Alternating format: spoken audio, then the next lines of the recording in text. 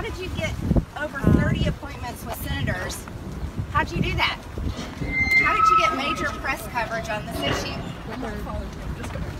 And how did you get kids? Why do you use kids? Why kids?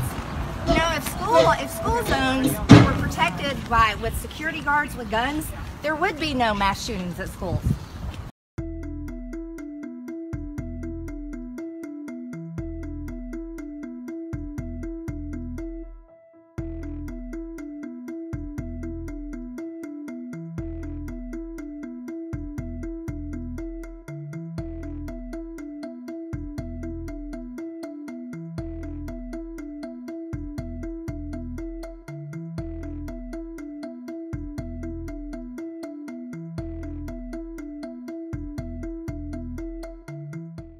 I try not to think about those people because she is certainly not the only person that has done that. There have been many people that have recorded me in that manner. It's just this time that they got elected to Congress. You know, there was this woman chasing us. Many of the people that I worked with, including myself, of course, were about 18 years old or 19 years old at the time. There's a woman chasing us, essentially threatening us with a gun.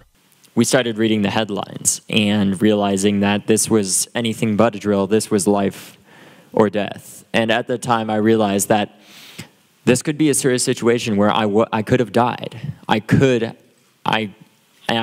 started to think, if I died here, was I going to be like the billions of other background characters that have lived in human history? It was a humbling experience in that humanity only has a few select 100 people that they choose to remember. And realizing that and coming to terms with that was something that I didn't want to, because I thought my entire life that I wanted to change the world. I wanted to be that 17-year-old that worked as hard as I could. We eventually did make it out of there. Everybody in my classroom survived, and sadly not everyone at my school did. But that's why we're fighting for change, because I'm here, I'm alive, and we have to change something. We have to do something about this. Beyond that, what we're trying to do now is take action with Congress. We tried meeting with some people even in Florida with our state legislation and meeting with them, but sadly they wouldn't. I think one of the most important things for you guys to realize is what these politicians that are in Congress right now, what these politicians, even in some of our states, are trying to do is make us forget.